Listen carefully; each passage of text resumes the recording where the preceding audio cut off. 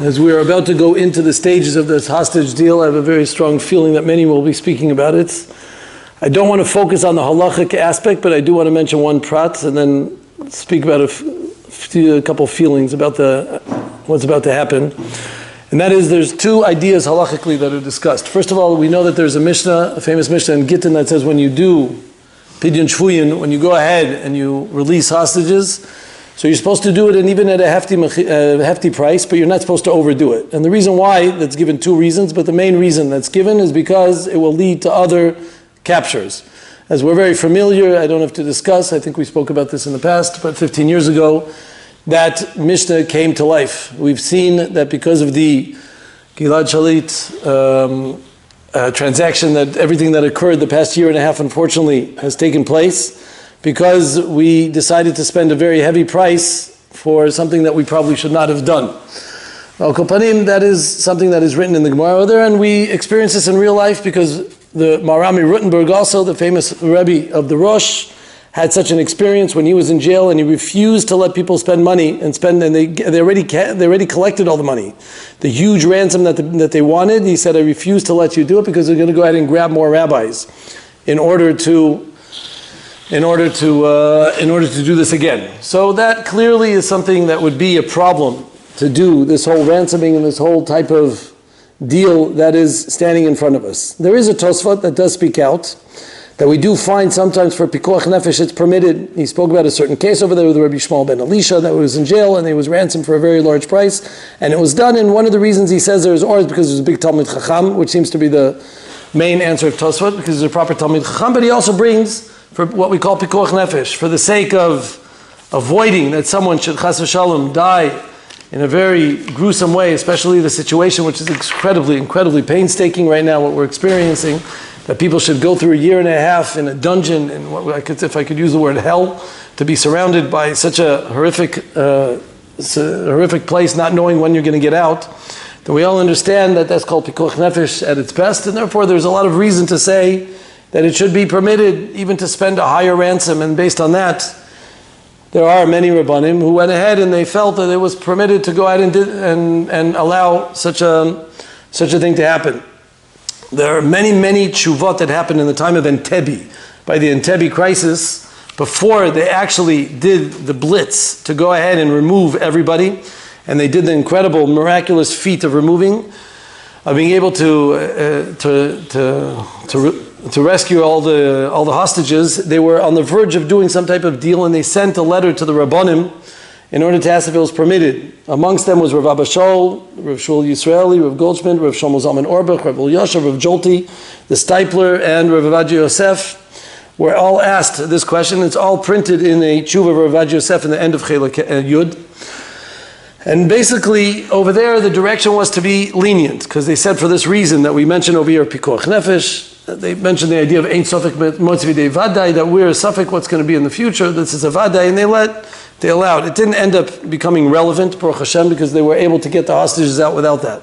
However, there's one other factor which needs to be mentioned, and especially over here, I think it's more relevant than 40 or 45 years ago when that Entebbe took place, is that when they speak about the idea of Ein Safek Motzi V'dei Vadai, I think everybody agrees, and I think even the Arabs would agree with this, it's not even a Safek, it's a Vadai. It's a Vadai and a Vadai. We all know that these people have blood in their hands. Unfortunately, they're releasing. I wouldn't be so upset if they weren't releasing some 60 or 70-year-olds that have a bad record, bad under their belt with a bad background. But they're literally releasing all the young 17, 18, 19, 20-year-olds that have done all the worst they're already in 2 generations after the previous generations, where they're absolutely, completely brainwashed and they have no interest to live, nothing to live for. And it's almost the status of Vadai and Vadai, for sure and for sure. It seems to be almost clear like that. So statistics show 70% of Arabs that are, we call it hostile Arabs, I think all Arabs are hostile, but anyways, of these types of Arabs that are released from the jails, go back to doing the same thing again, with no hesitations. 70% go back to doing it again and have no problem with going in and back and doing that. There's no promises written in this document that they're not going to go back to it, even though it wouldn't be worth the paper that it was written on. But anyways, it seems to be clearly, I think everybody would agree to a certain extent that in this iska that we're dealing almost with a vadai and a vadai. The only thing is that here's a vadai today, right now, it's a problem that's in front of us as opposed to something that's in the future, something that's happening in the future. And the question is, for that type of pikuach nefesh, is it permitted to go ahead and sacrifice my own life? This goes into a different question, which I have to be honest, I haven't seen someone speak about this, and that is a question that we all know, lo tamad al dam recha. You have to sacrifice, you have to go ahead and do what you can to save someone. You see someone drowning, you see someone about to commit suicide, you have to do everything in your blood system to be able to save that person. However, are you obligated, and this is a question amongst the poskim, are you obligated to risk your life, or let's say put your life in danger in a suffix, not a vadai, to go ahead and put your life in danger in order to save that person? So says the Meshech Chochmah in our Parsha Shmot, he says, what did he say to Moshe Rabbeinu when Moshe Rabbeinu was going to save the Jewish nation? Ki metu kol anashim hamavakshim et nafshecha. Don't worry, says the Kodesh Baruch Hu, I let you go back, because all the people that are trying to kill you and are chasing after you, they're finished. They're gone. They're not going to bother you anymore for whatever reasons, or they're dead, or they're poor, they don't have the capabilities, whatever the reasons is, doesn't matter. But the pasuk says, Ki metu kol anashim hamavakshim et nafshecha, and therefore I let you go back. We're talking about 3 million people, or at this stage 15 million people, that will be saved by the single superhuman person, Moshe Rabbeinu, and he's being sent by a Kodesh Baruch Hu, B'choidu B'atzmo, who's coming to save all of Klal Yisrael, and he would not go if lo metu kol anashim ha'elu.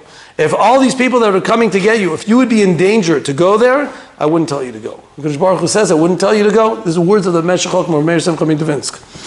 And he quotes himself in Or Sameach, in Hilchos Rotzeach, that a person is not obligated to go ahead and put himself in danger at the expense of others in order to be able to save himself from that situation.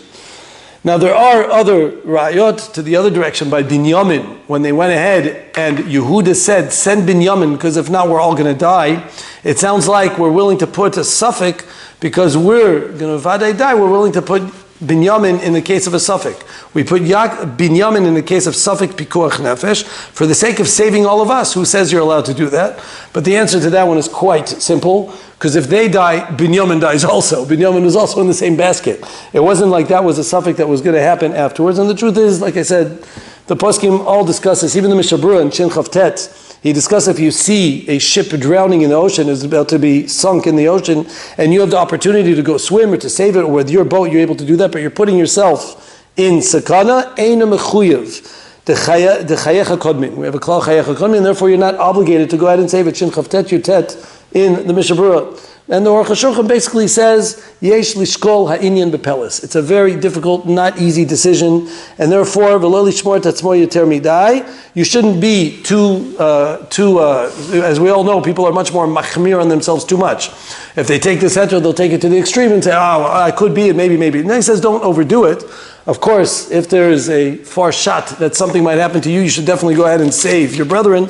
That's our obligation in life. But he basically says that a person has to know and ask a Rav and to be clear about the answer to this. And there are many other tshuvot, like I said, which I'm not going to get into over the idea, but what we do see is it's a very subtle, dangerous, and very fine question that needs to be asked. It's not something to be decided, if I could say, by one prime minister, that's for sure not. And in the end of the day, it's very painful. This is a very painful experience that we're going through, because we know that we've gone through a year and a half of tremendous blood spilled, close to 2,000 people that were killed. And, people don't even hear about the number of limbs that were lost, the people that are alive, but they lost a limb, lost fingers. And, trauma is also pretty big. People think that, okay, trauma, you live with it. It's not so bad. We know that that's something exactly, you live with it. It lasts your whole entire life, and the person never swallows it. We have suffered a tremendous amount of damages about what's going on, and Psak of the Rabbanim is the Rabbanim. It's okay, and there's the idea of Ein Safek Mitzvah Vadai, the Rabbanim that disagree about whether doing it. In the end of the day, no one's asking us and no one cares. All I know is that we have to be able to take what we can take from this. And I'm going to tell you now what I call a confession, a personal confession. But I'm going to do something a little bit more extreme and say it's not my own personal confession. I venture to say, and I'm not saying for everyone, for many of the other people that have spoken, whether it's on Torah Anytime or other places, or the Rebbanim that spoke a year and a half ago, I wonder, and I don't know if they'll hear this or even if you have a question, if they would make the same confession I'm about to make. And that is that everybody spoke about one subject. I remember Mamash the same night speaking about it, and I felt it, but at the same time, I had something going on in my head. And that is, we spoke about the idea of Einon Milvadoi. The idea of Einon Milvadoi, of course, that we saw all these Arab Meshugayim breaking out the gates, coming into Eretz Yisrael. In the place that we ever experienced, that we knew that we are always protected. The incredible amount of technology, the tanks and the planes and everything that we have, we knew that we were basically okay. Of course, here and there, we have what we call a pigua, terrorist attacks, unfortunately. But we feel somewhat safe. Why? Because we are protected by our tanks, our army, our technology, our intelligence, etc., etc., etc. Correct? Everyone's on the same boat as me? Yes. And everyone feels by doing, and then the day after, October 7th, like I said, Mama spoke about that first night, that time period. It was even before in America they were able to even hear about it to the certain extent that they were, because we were only one day and they were doing 2 days. And the feeling that we had at that time was, yes, Einon Milvado. It's only from HaKadosh Baruch Hu, our bitachon in Hashem, because we can't rely on anything. You can't rely on anything. And we came out with the expression, and like I said, after I saw many Rabbanim, of course, saying the same thing, and the theme is obviously Emet L'Amito. Of course, it's true. Einon Milvado. You can't rely on anything except for HaKadosh Baruch Hu. You can only rely on HaKadosh Baruch Hu. But I want to be honest. In your head at the time that anyone was saying this statement, did we not think, I can't wait to kill those guys. I can't wait till we fly in and bomb them from here till Shemayim. Can't wait till we slit every one of their throats and make them completely annihilate them and finish them off. We're just going to completely get rid of them. Our blood was bubbling. We couldn't wait to do it. We couldn't even think until to be able to do it. Every time something would happen, of course with the many exciting events such as killings and wars and Nasrallah or the Beeper event and et cetera, everybody knows every event that happened. We're very excited and you know what, I'm not going to deny that there's a point of jubilee when that happens. It's a good thing. It's something, yes, to be excited about and something to be happy. Of course, I gave a share about it. In a full Rishayim arena, you're supposed to have a simcha when it comes to these types of events, and it should come from there. But in the end of the day, no matter whether you're the rabbi or the one listening, there's still a certain feeling of koich v'yotzim in our blood. We still feel it still within it. There's still that idea of a hargasha of, I can't wait to get one more, another one. Oh, we just heard we got a very high positioned person. And there's this feeling of koich v'yotzim yadi, an excitement feeling, oh, we are stronger. Our technology is way ahead of theirs. Oh, we're able to knock off 180 ballistic missiles that came from Persia. Oh, Baruch Hashem, what a fantastic type of feeling. And to play denial on those feelings, I'm not going to go there, because you can't do that. That's not what you're coming to do. But koich v'yotzim yadi is a natural feeling that we all feel. It's something that comes within us from the highest to the biggest. I'm not talking about the G'dolei Adar, I'm not talking about, I'm sure, Chaim Kanievsky and all that, but we're not there. We're not in those positions of the biggest of the biggest. That's not where we're holding.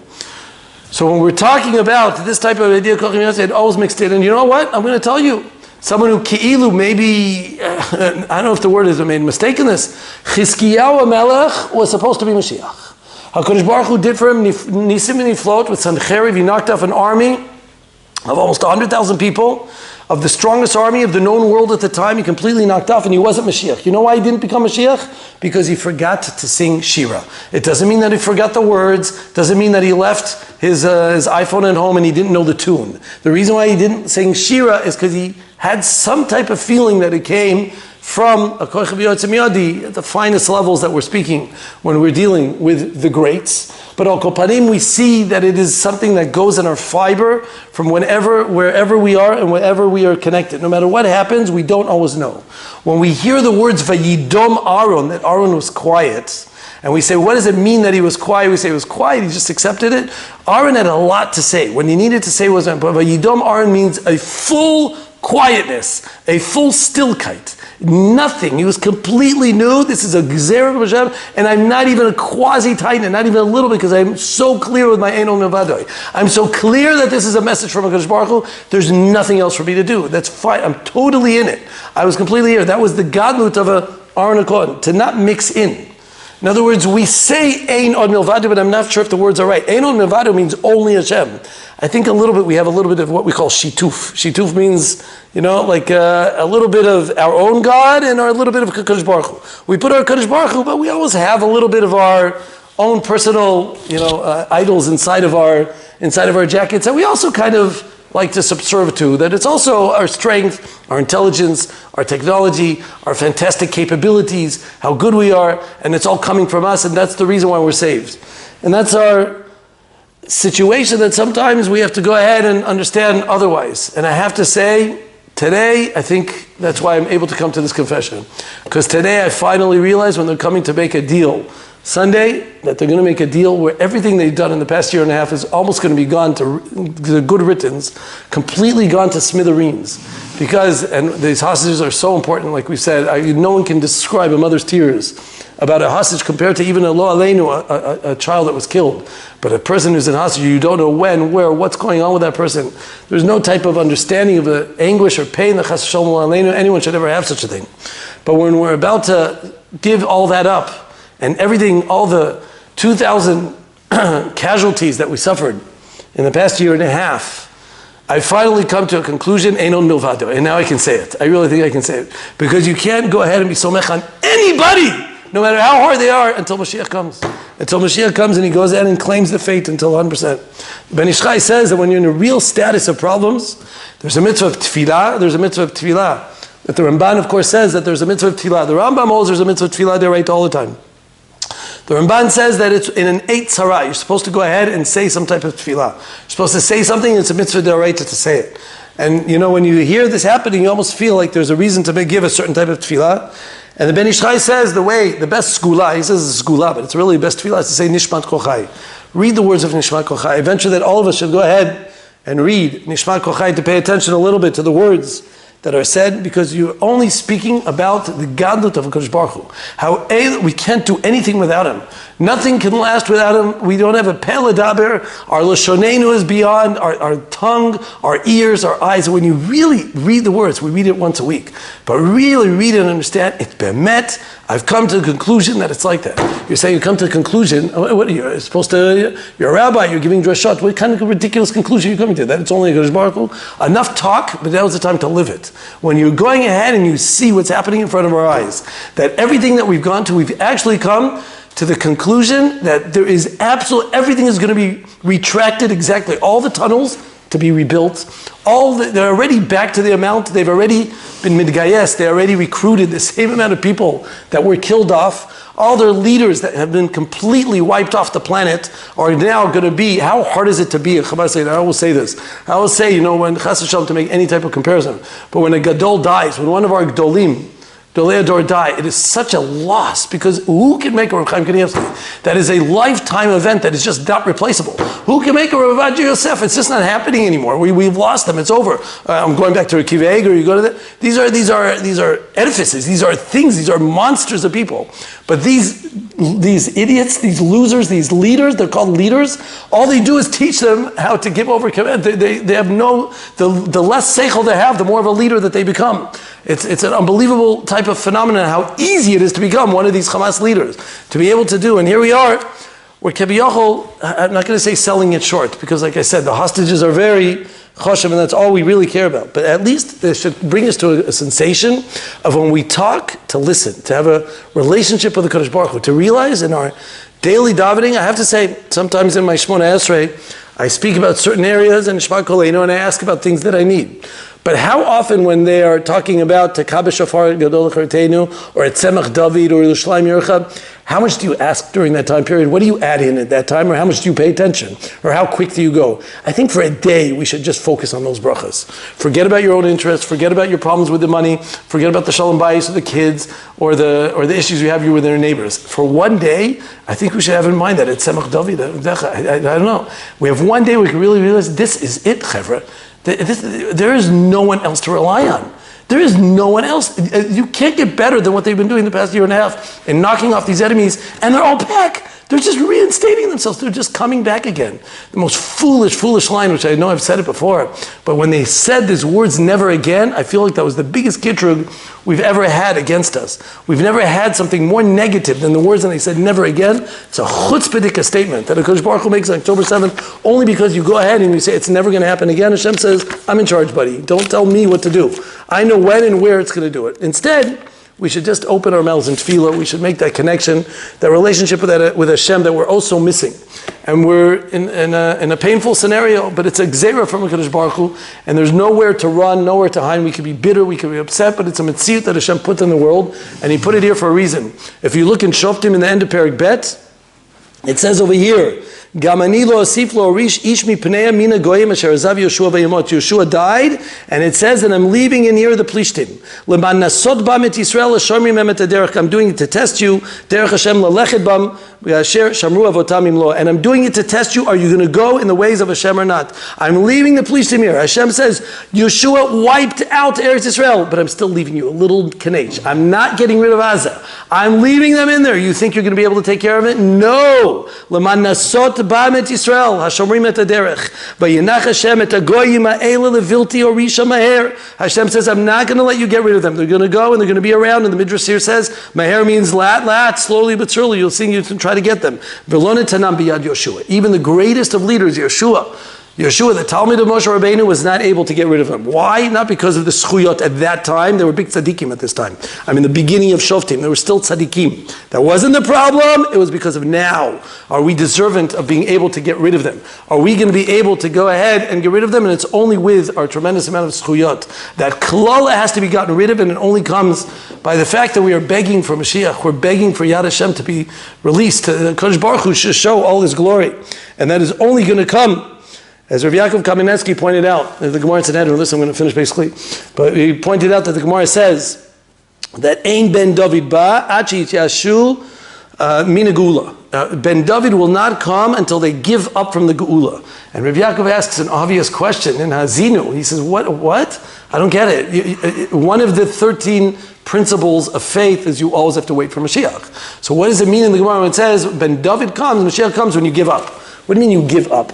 And he says incredible, and it's so true, and it's mamish words of emes that he said 40 years ago, but it's still said now, like today, I think more than any time it stands so true. He says when you don't give Ein Ben David ba'achi yashu from being somech on other people for the gula. Enough thinking that someone else is going to do it. And I'm not saying we're not goyim. We know that it's coming from Hashem, and I know we're talking about Einom Levado, and I know, but we know that it's only from Hashem, not shituf, not him and this, not him and this, not him and them across the ocean, not them and maybe a little bit our impressive intelligence, or impressive this, or nothing. When you realize we've gotten to a state of yush, this chizuk I think that we can take. Instead of being bickering, instead of complaining, and I have to be honest with you, some people have even spoken to me, and I've gotten already a few that have spoken to me, are we still supposed to live in Israel, or is it time to go back? Like, what do we get out of everything that's happening? This is very depressing. I said, is that what HaKadosh Baruch Hu wants from you? That's the response? Hashem made all this happen, and now this decision that is being made is because of you going back. That's the decision? No, it's to take this lesson that said in Navi over here. Yes, I'm leaving the Plishtim there. Yes, they're not going to be removed. And yes, there will be kutzim biyadechem. And yes, there will always be a problem. You will not have a pure place until Mashiach ben David comes. And that Mashiach ben David will only come when I really get to a stage of Ein On Milvadoi without any other shituf.